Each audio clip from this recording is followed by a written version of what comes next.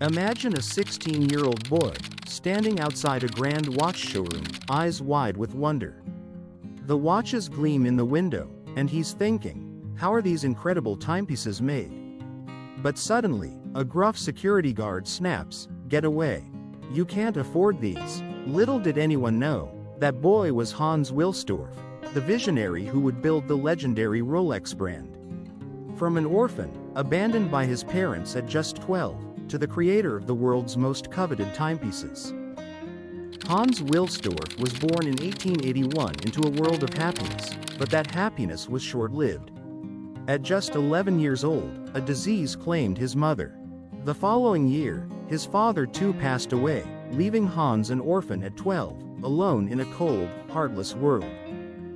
Alone in the hostel at 13, Hans watched as other kids received visits from their parents while he stayed isolated. The loneliness and ridicule could have crushed him, but instead, it fueled his determination. He channeled his pain into his studies, becoming a master in math and English, skills that would prove vital to his future.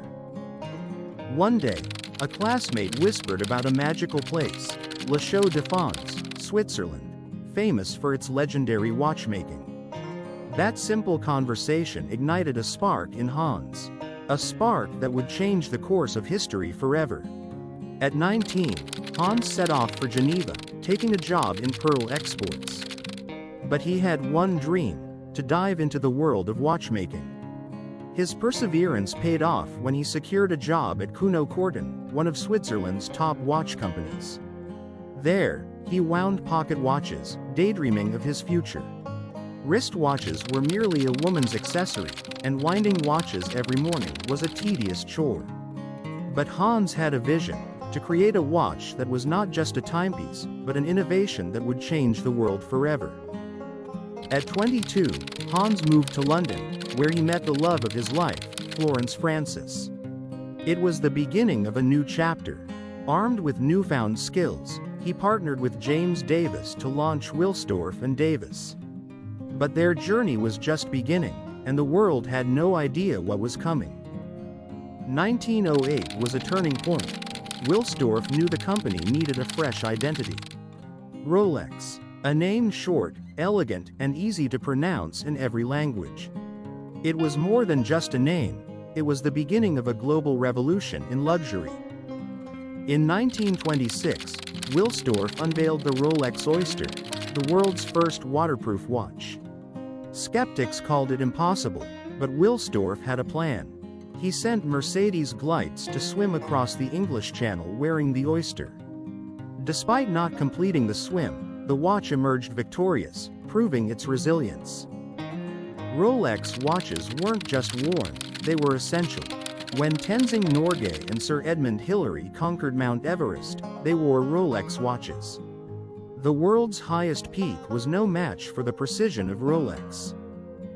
Rolex's legacy was sealed with the invention of the perpetual, self-winding, no manual intervention.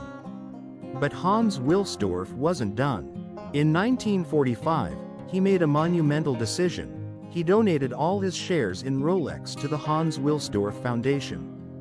This would ensure Rolex's independence and eternal commitment to innovation.